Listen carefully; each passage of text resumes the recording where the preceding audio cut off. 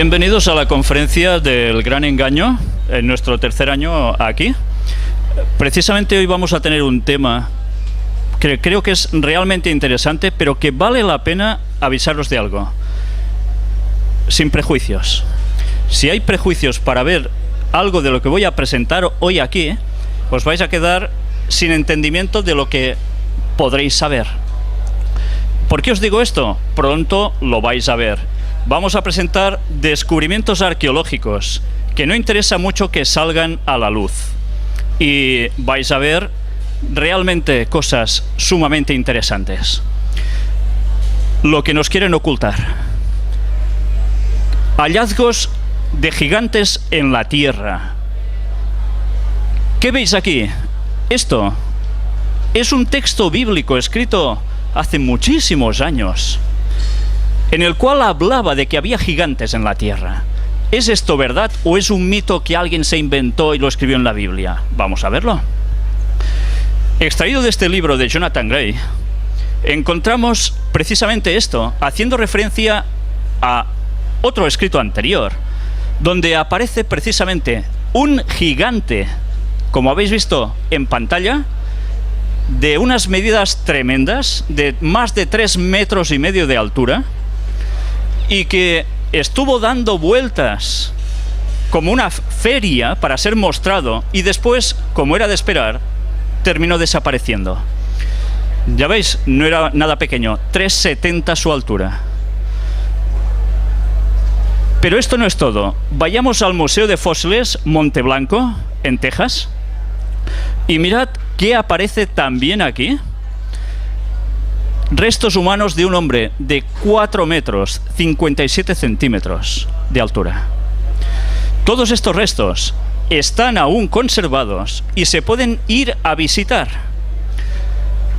Huella de pisada humana fosilizada en roca de granito. Y esto está en una reserva forestal de Cleveland, en Estados Unidos. Fue descubierta en febrero de 2002. Sencillamente, si miráis la persona que pone el pie encima de la otra pisada totalmente petrificada, nos damos cuenta que parece un pie casi de risa el suyo. La medida es de casi 60 centímetros, equivalente al pie de un hombre de una altura de unos 4 metros. Y aquí tenéis una huella de zapato en terreno de pizarra, en Antelope Springs, en Utah. La ciencia oficial dice que tendría más de 500 millones de años, pero hay un problema, porque hace, según la teoría de la evolución, 500 millones de años, no había humanos en la Tierra. ¿Cómo puede ser esto? Pisadas humanas y de dinosaurio petrificadas halladas en Laetoli, Tanzania. Si nos decían que los dinosaurios y los seres humanos no habían convivido, ¿cómo puede ser que se encuentren pisadas totalmente petrificadas de los dos juntos? Y no es la única. Huellas humanas y de dinosaurios halladas en el lecho petrificado del río Paxuli a su paso por Glen Ross, en Texas. Y ahora nos vamos a este otro museo de evidencias de la creación. Suena extraño, ¿evidencias de la creación? Pero si siempre están enseñando evolución como algo totalmente cierto. Mirad qué hay en este museo, aún más sorprendente y más claro. Pisada de hombre y de dinosaurio encontrada en Texas. Además, la pisada primera fue de hombre y casi automáticamente después de dinosaurio, como si hubiesen salido corriendo uno para acá y el otro para allá cruzándose. ¿Por qué? Pues hay textos que indicaban el porqué de todo esto. Pero seguiremos viendo ahora hallazgos de artefactos sorprendentes. Y curiosamente, mirad un texto que decía de que en el principio del mundo existían personas que estaban trabajando con el bronce y el hierro. Mirad una vez más qué hay en este museo. ¿Veis algo extraño? Un martillo incrustado en roca. ¿Cómo es posible esto? Pues aquí hay toda una descripción del metal, dónde fue hallado, etcétera, etcétera. Para que lo veáis mejor. Esto no son bromas, esto existe y lo podéis visitar. Si vamos a este otro museo, el Klerksdorp, ¿Qué encontramos aquí? Esfera metálica con ranuras. No sé si os dais cuenta, en mitad de la esfera. Fue hallada en un estrato en Ottosdal, Sudáfrica. Según la ciencia oficial, la esfera tendría unos 2.800 millones de años. Pero no habían humanos en la Tierra en ese entonces. ¿Quién la hizo? ¿O es que el cómputo de años en verdad no cuadra con lo que nos están explicando? Aquí tenéis más detalles, porque además están vacías por dentro.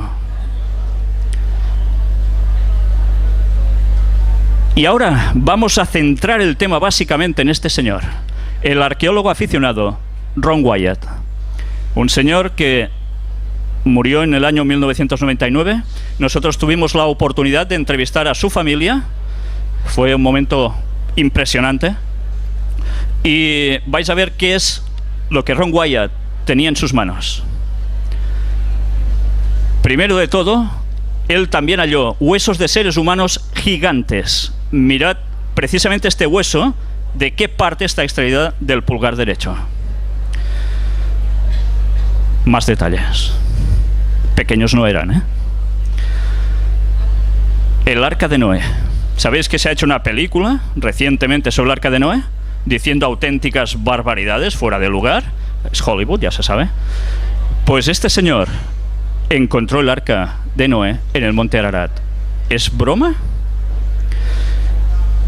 La Biblia hacía referencia que en el monte Ararat, en Turquía, es donde el arca, después del gran diluvio universal, se aposentó. ¿Es un mito, sencillamente? Pues ahora veréis si esto es un mito. Primero de todo, algo que le puso a él sobre la pista es esta fotografía. En 1959, al examinar rutinariamente fotos aéreas de su país, el capitán del ejército turco, Lilan Durupinar, se encontró con la formación que veis aquí en la foto, a 1900 metros de altitud.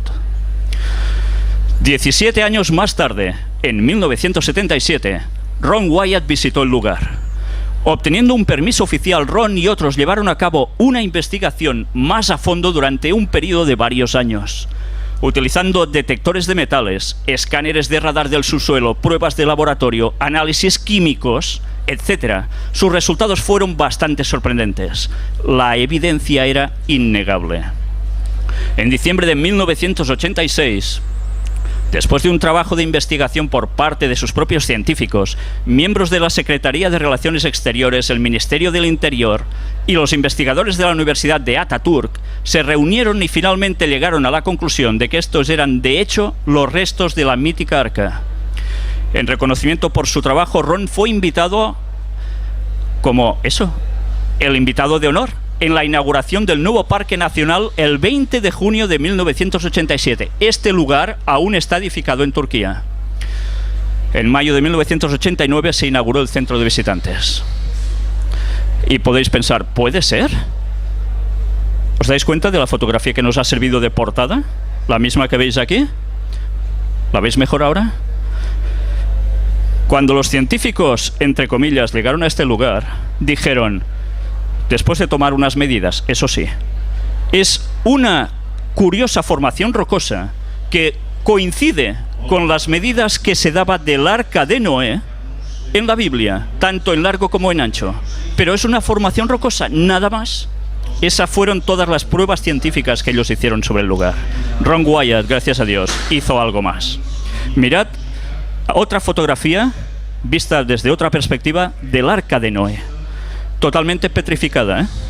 Pero además os he de decir que la madera era bastante distinta de la que tenemos ahora. Aquí otra perspectiva, el hundimiento achatándose de las paredes del Arca de Noé, lo que ha provocado lo que veis en la fotografía superior.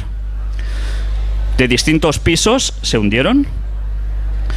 Y mirad también aquí, materiales de composición del Arca de Noé. Podéis encontrar de qué estaba hecha. Aleaciones también. Aleaciones, estoy hablando de aleaciones, cuando teóricamente el ser humano en esas épocas dicen que iba con un taparrabos, más o menos. Y mirad las costillas fosilizadas del Arca de Noé. ¿Creéis que esto es una formación rocosa casual? Más sobre lo mismo. Y aquí tenéis algo muy interesante. Las líneas de hierro. Todas estas cintas de colores fueron establecidas a lo largo de las lecturas del detector de metales que Ron Wyatt llevó allí y muestran un patrón regular de hierro.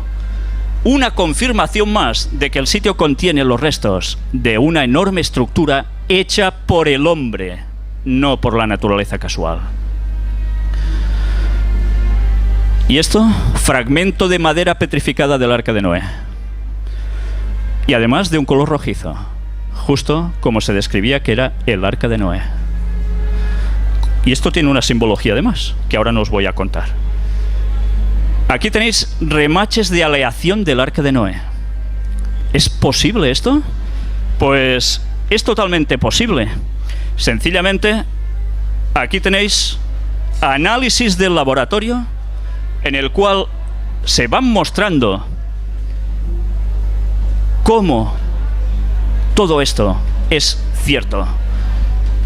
Los remaches fueron hechos de aluminio y titanio. Sabéis que el titanio es sumamente duro, pero el aluminio no se encuentra por naturaleza en la Tierra. Entonces, ¿esto qué es? Aquí tenéis a Ron Wyatt con una de las anclas de piedra del Arca de Noé. Supongo que os sorprenderán esas cruces grabadas en la roca. Se debe a que los templarios también estuvieron en ese lugar. Y dicen que cada cruz hacía la simbología de Noé y su esposa y sus 3 hijos, Sem, Cam y Jafet, con sus respectivas esposas. Pero atención a esto, por si alguien no se cree que eso es el arca. Aquí tenéis la foto de escáner en 3D del interior del Arca de Noé, cedida por Ross Patterson de Nueva Zelanda, nos la cedió. Desde aquí le doy las gracias. Hecha además por Anders Olaf Borjabak de Noruega. También están en lo mismo que nosotros. Mirad, sobre todo, cómo hay compartimentos en ángulo recto. Esto es una formación rocosa casual por dentro. Pues ahora vamos a ver precisamente una presentación de pruebas en directo. Los análisis del laboratorio de uno de los remaches y muestras de la madera petrificada laminada pertenecientes al Arca de Noé. Aquí tenéis esto, el análisis del laboratorio, donde se habla de la composición. Aluminio, titanio, hierro. ¿Esto es casualidad? Certificado. Pero no es todo, no es todo. Mirad en el Museo Arqueológico Wyatt, que está en Tennessee, en Estados Unidos. Vais a ver a alguien aquí que os va a sonar. Si os giráis lo tenéis detrás. Ángel, colaborador nuestro, estuvo en ese lugar con la madera petrificada. Yo le pediría a Ángel, por favor, que viniese a decirnos un poco, porque él es biólogo, no es nadie que no sepa de esto, se encarga específicamente, su trabajo es sobre madera. Por favor, Ángel, explica algo. Bueno, buenas. Yo me dedico especialmente al análisis de estructuras de madera antigua. Evidentemente no soy paleontólogo ni paleogeólogo, pero al tocar el material, al tocar la textura, la forma, los dibujos de la superficie de la corteza, el corte, es muy interesante porque es un tronco. Y además, en otros cortes que habéis visto antes, os han mostrado el corte transversal de la madera. Ese corte que habéis visto en aquella muestra tenía 3 líneas de madera encolada. Ahora no lo estáis viendo, pero si lo paséis luego por el stand, veréis el detalle. Veréis que son 3 líneas de madera con una franja totalmente recta y perfecta, donde se ha encontrado una cola sacada de la resina de árbol. Del análisis sale que es resina de árbol, que une la madera de manera brutal, incluso superior a las mejores colas de hoy en día. La madera fue desestimada como madera en 1960 porque los primeros que llegaron cogieron trozos y vieron que no tenían anillos. Entonces dijeron, esto no es madera.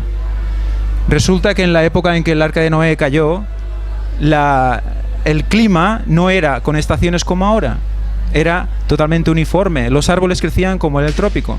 a una velocidad constante, sin cambios. Entonces la madera crecía de manera uniforme. Luego los análisis de carbono muestran mayor concentración de carbono en estos elementos que en la tierra que hay alrededor. O sea que es madera petrificada. Y bueno, yo creo que he dicho lo que tenía que decir. Para más información, pasar por allí y podemos hablar más en profundidad, porque la verdad es que es emocionante. Doy las gracias, Ángel. Creo que la información, ya veis, es de primera mano. Y ahora vamos a mostrar otro descubrimiento que dicen muchas personas. Esto, imposible. Sodoma y Gomorra. Todos habéis oído hablar de Sodoma y Gomorra, ¿verdad? Hay una palabra que precisamente deriva de uno de estos nombres, Sodoma. Pues bien, en la Biblia se hablaba de Sodoma y Gomorra y que son destruidas debido a la gran corrupción que hay allí por fuego y azufre que cae del cielo. Y a través de la Biblia se habla de que realmente esto fue así, se da por cierto, incluso en el Nuevo Testamento. Vamos a ver unas imágenes extraídas del vídeo de Art Discovery sobre arqueología en Gomorra. Art Discovery son nuestros compañeros en Tennessee, el museo que habéis visto antes, de Wyatt.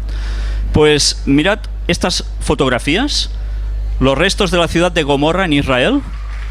Esto no es montaña porque sí, es construcción humana. Además, sus ángulos dan prueba de ello.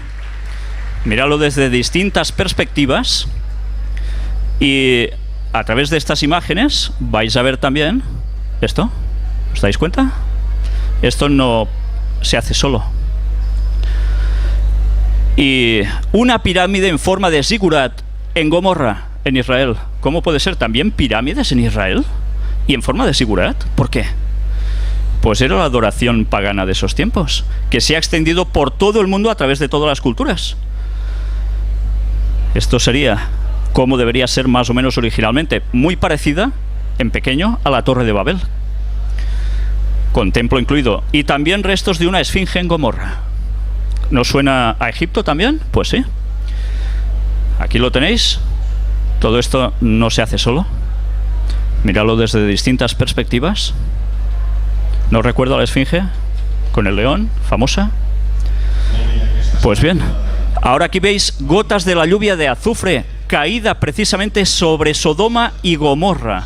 ¿Es verdad lo que decía el texto bíblico? Pues os vais a sorprender más. Mirad estas otras imágenes. Y no solo esto. Aquí tenéis a Ron Wyatt mostrando parte de estas gotas que caían. Y no nos vamos a conformar solo con verlo. Aquí veis de cerca una de estas muestras de bola de azufre.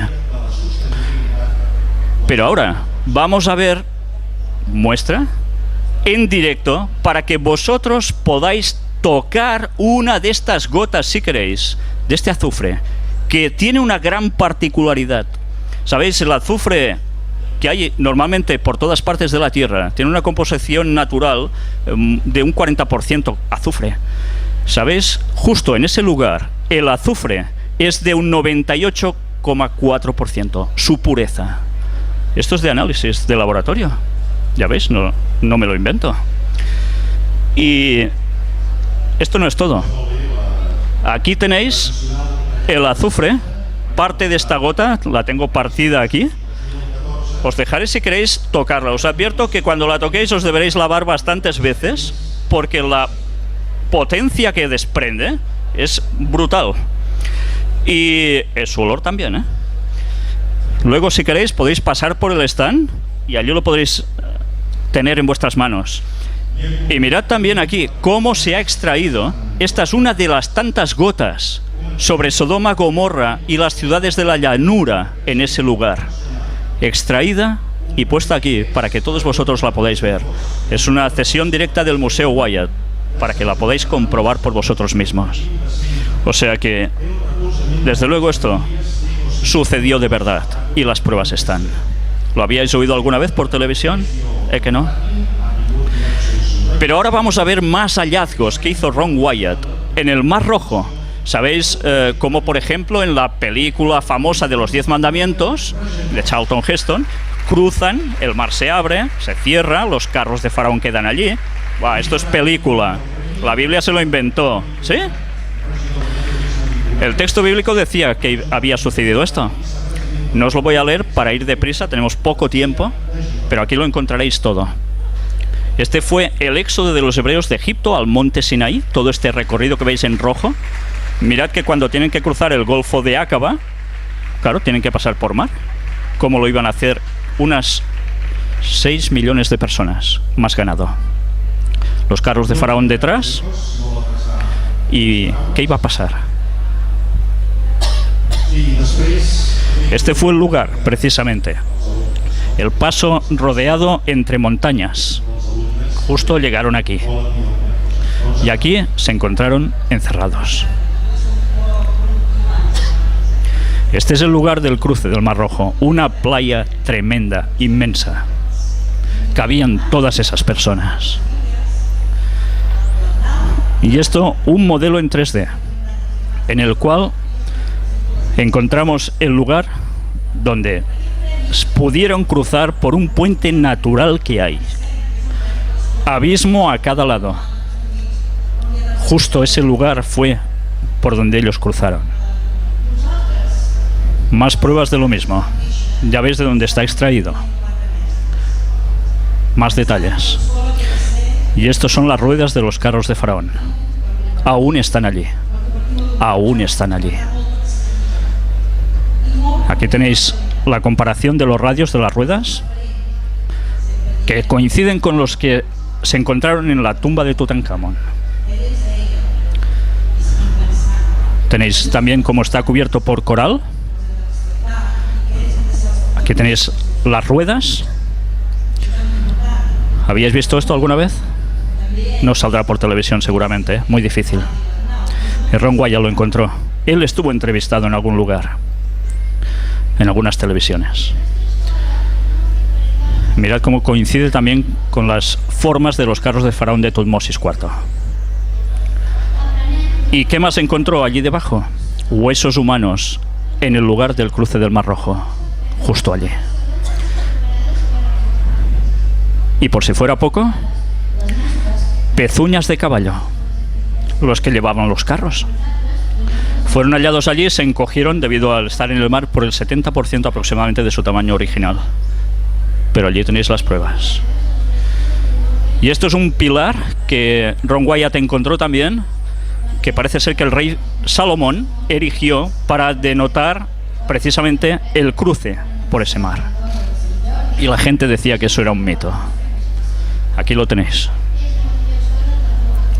Y la peña de Oreb, un lugar que los textos dicen que salió agua donde no había, en tal cantidad que dio a beber a todos ellos.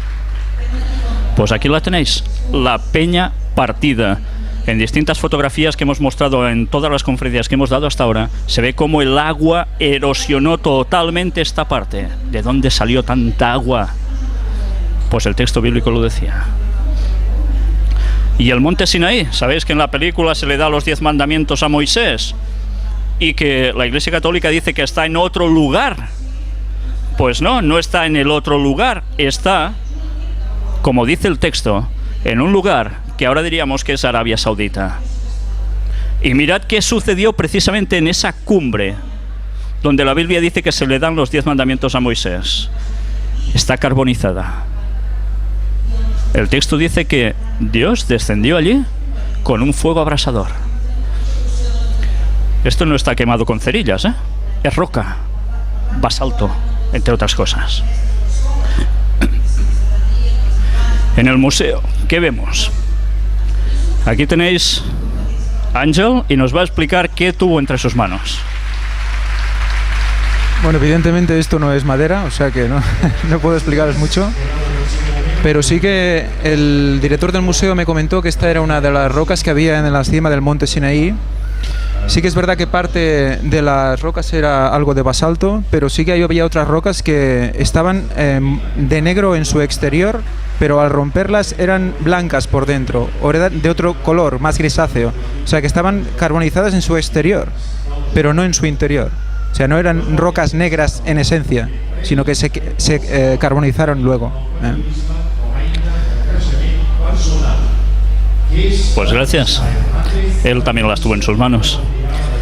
Y además allí cuenta la Biblia de que se erigió un altar donde adoraban a un becerro de oro. Pues mirad, el lugar aún está, y está vallado para que nadie entre allí, porque Arabia Saudita no permite la entrada a nadie en ese lugar. ¿Por qué creéis que es? Ya sabéis, ellos son musulmanes. Si aceptan esto, tienen que aceptar muchas otras cosas que no les interesa.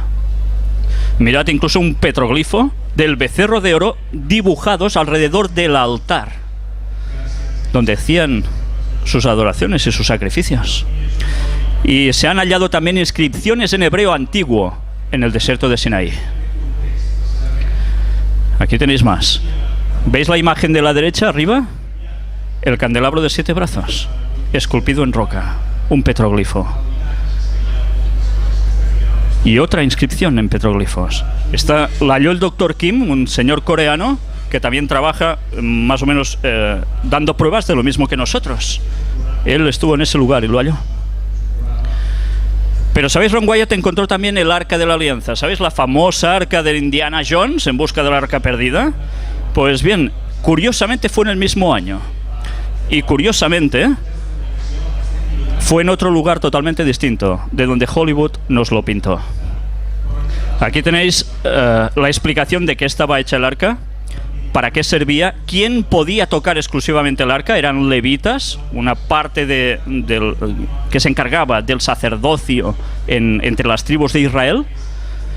Y después de ver todos estos bíblicos que nos hablan precisamente de donde el arca se puso al final, fue instalada en el templo de Salomón, en Jerusalén. Después llega un momento en que los ejércitos de Babilonia sitian Jerusalén, destruyen también el templo, pero el arca no se la llevan porque no la encuentran. El arca de la alianza ya no estaba allí. Precisamente los textos bíblicos nos hacen referencia a que alguien se la llevó y la escondió. Esta es la ilustración del Arca de la Alianza según la describió Ron Wyatt. ¿Y sabéis dónde está? Aquí lo tenéis. Él excavando en el lugar. Está a los pies de la ladera del monte Gólgota o del Calvario, en Jerusalén, fuera de murallas. Vais a ver distintas imágenes de los túneles que él excavaba con permiso del gobierno de Israel, que después no quisieron ni decir que conocían a Ron Wyatt. Él tuvo que presentar pruebas al respecto. Los agujeros que él iba cavando para pasar, ya veis de qué modos. Y él se regía por los textos bíblicos para hallar dónde estaba el Arca de la Alianza, entre otras cosas que encontraréis en las conferencias. Y esto es una granada de marfil perteneciente al primer templo de Jerusalén, hallada por Ron en la cueva de Sedequías, que es una de las cuevas que lleva precisamente al lugar donde está el Arca de la Alianza. Mirad una de las pruebas que él tuvo que mostrar, porque decían que no lo conocían de nada, que no le habían dado ni permisos a él de nada. Dan Bajat es el exdirector de antigüedades de Jerusalén. Aquí tenéis a Ron Wyatt en el momento en que le estaba dando cosas, artefactos que él encontró precisamente en ese lugar. ¿Y qué más encontró Ron Wyatt allí? Bien, he de deciros algo antes de entrar en este detalle. Ron Wyatt no sacó el arca a la luz, no pudo extraerla. Alguien le dijo que no podía ser. Pero el arca saldrá dentro relativamente de poco tiempo a la luz. Todos estos datos los encontraréis cuando entréis en nuestro blog oficial del Gran Engaño, porque allí está explicado todo con muchos detalles. Y entenderéis por qué el gobierno de Israel está escondiendo este hecho, entre otros. Aquí tenéis el monte Gólgota, o llamado también de la calavera. Mirad estas cavidades. ¿Entendéis por qué se llama de la calavera? Para la tradición católica, el monte de la calavera, donde fue crucificado Jesús, está en otro lugar. No era el lugar correcto, para variar, como tantas cosas. Este es el auténtico lugar del monte Calavera. ¿Y qué hay allí precisamente? Aquí lo tenéis a él, junto a uno de sus hijos, cavando en ese lugar de la crucifixión de Cristo. ¿Y sabéis qué encontró allí? Esto que veis es la piedra que cubría el agujero cuadrado, que es excavado en la roca de 60 centímetros de profundidad. Había 3 agujeros. ¿Recordáis que el texto bíblico dice que la crucifixión Jesús estuvo en medio y 2 ladrones a su lado? Pues los agujeros fueron hallados. Y esta roca es la que cubría como tapa ese lugar. ¿Sabéis? Cuando al crucificado se lo iba a poner en pie, a erigir la cruz, era arrastrada hasta que caía de repente en estos 60 centímetros. Imaginaos eso estando perforado. Qué impacto, ¿eh? Pues aquí tenéis a Aarón cuando sostiene la tapa de piedra de ese agujero.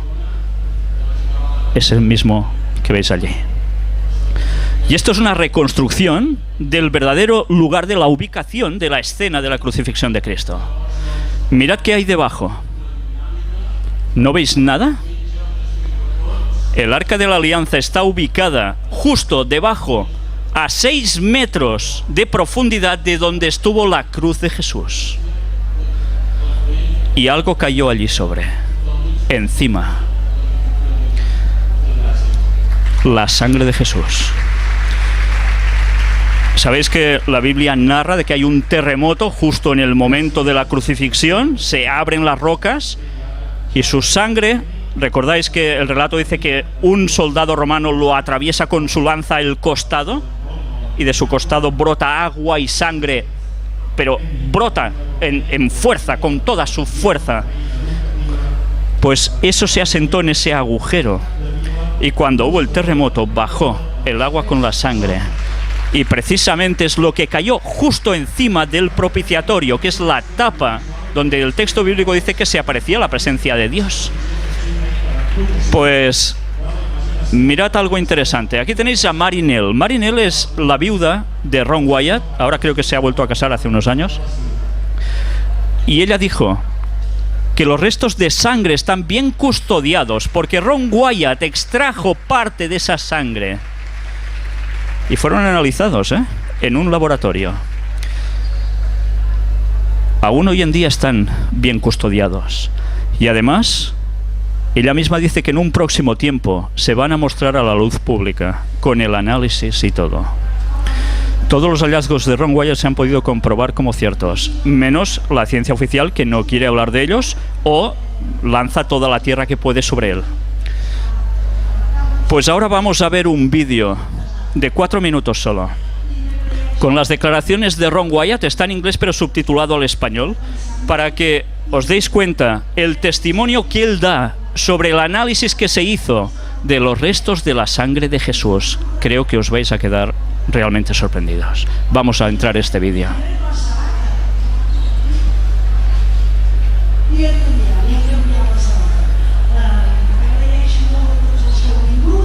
Good evening, Ron. Thank you very much for all 3. For seminars, wonderful, thank you.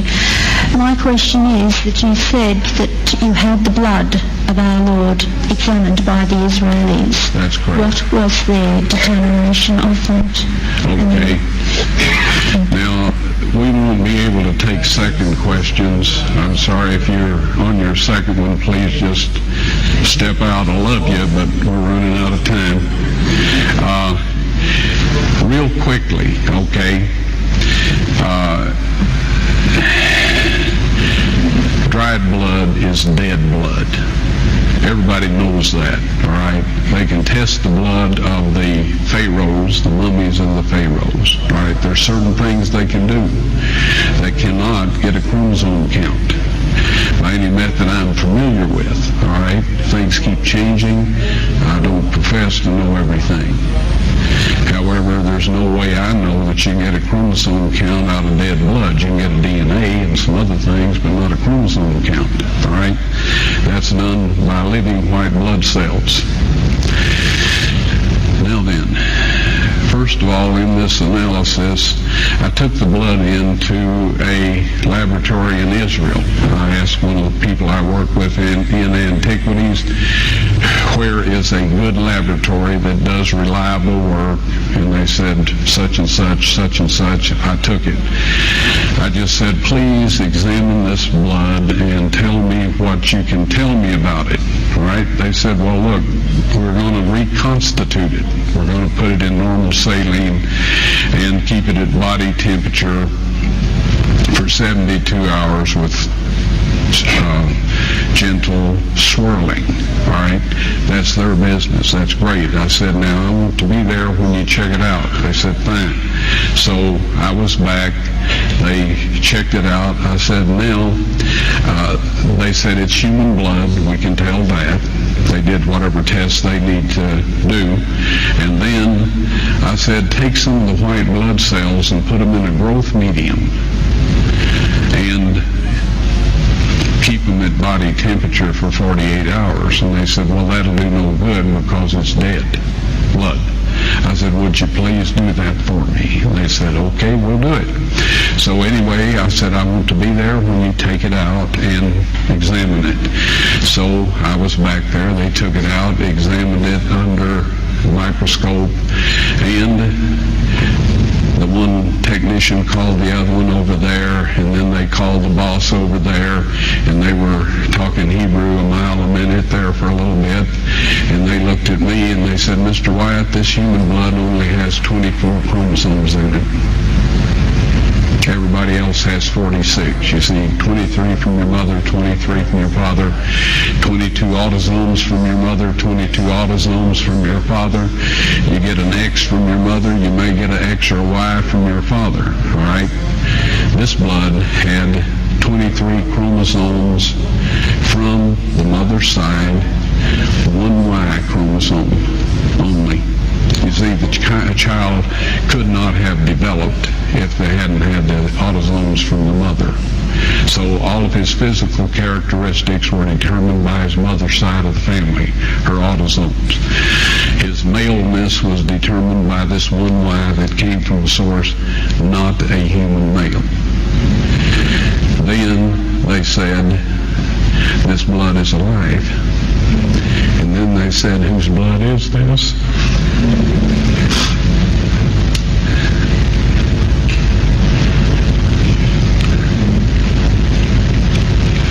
I said, it's the blood of your Messiah.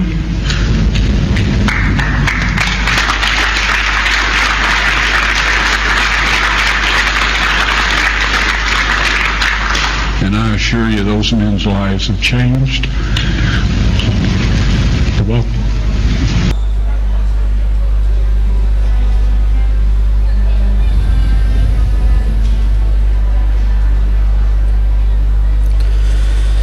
Bien, este testimonio suyo personal viene dado por algo muy especial. Ron sabía de qué estaba hablando. Ron Wyatt, su profesión era anestesista. Conocía muy bien el tema de cromosomas, de cómo la sangre cuando se seca ya no hay nada a hacer. Pero a Ron alguien le dijo lo que debía hacer para que esa sangre pudiese ser analizada. Si queréis saber quién fue el que le dijo eso y qué más conclusiones se llegaron a sacar de todo esto, os recomiendo que entréis en la página oficial del Gran Engaño. Vais a ver con detalle todo lo que he dicho aquí, pero con mucho más detenimiento. Pero Ron aún halló algo más: la tumba de Jesucristo. No creáis que la tumba de Jesucristo está donde la Iglesia Católica está diciendo y donde el Papa fue precisamente esta semana anterior, en Tierra Santa. Esta es la auténtica tumba, la tumba del jardín, conocida así. Muy cerca del monte Gólgota, a pocos metros de allí. Sabéis que para ellos el sábado es día de reposo y no podían hacer nada de labor. Por tanto, el entierro tenía que ser muy rápido. Y así fue, porque les llegaba la puesta de sol del viernes, entraba el sábado. Y esta fue una tumba que no era para él, era para José de Arimatea, un hombre rico. Aquí la tenéis con más detalle. Esta ranura que veis en el suelo es por donde pasaba rodando esa gran piedra, como las que a veces vemos de molino, enorme, para tapar una entrada, y es la que se selló por los laterales con unos hierros que aún también se han analizado. Y ahora aquí tenéis el interior de la tumba. Aquí fue depositado el cuerpo de Cristo, que además se han podido comprobar cómo el albañil del momento tuvo que picar rápidamente a hacer la tumba más larga, porque Jesús era más alto que José de Arimatea, que le cedió su tumba. Pues bien, además os recomiendo que entréis en esta página discoverynews.net, donde nosotros en el stand tenemos precisamente la publicación que antes de fallecer Ron Wyatt hizo para que todo el mundo pudiera tener resumidos sus hallazgos, con muchas pruebas. Sabéis, hay una entrevista póstuma de Ron Wyatt justo antes de morir de cáncer. Nosotros la pudimos emitir. Gracias a Dios, es impresionante su testimonio, cuando antes de morir sigue afirmando que todo lo que él dijo y mostró es cierto, por más cosas que decían sobre él. Aquí tenéis resumido este escrito con parte de lo que habéis visto hoy aquí. Es científicamente reconocido por una ciencia del tema de la muerte, de los momentos antes de morir, que justo en los minutos, horas, cuando ves la muerte cerca, hay una tendencia a la verdad. No se miente. No hay manera de que la persona que está muriendo mienta. Y eso está reconocido por una ciencia que ahora no recuerdo cómo se llama, creo que es algo de la agonía, que estudia esos momentos previos a la muerte. O sea que es muy interesante que él estando, porque cuando ves la entrevista está realmente mal, sufriendo por ese cáncer, y le cuesta coger hasta aire para decir lo que tiene que decir, y hasta el último momento confirma todo, porque le vuelven a preguntar lo mismo, vuelve a contestar lo mismo. O sea que él estuvo allí, vio, tocó lo que explica. Pues eso sí, la verdad es que cuando oís esa entrevista os pone los pelos de punta, porque todo esto que habéis visto es verdad. Y esto debe hacernos plantear muchas cosas. Si lo que ponen esos textos bíblicos es verdad, ¿por qué se intenta desmitificar a la Biblia?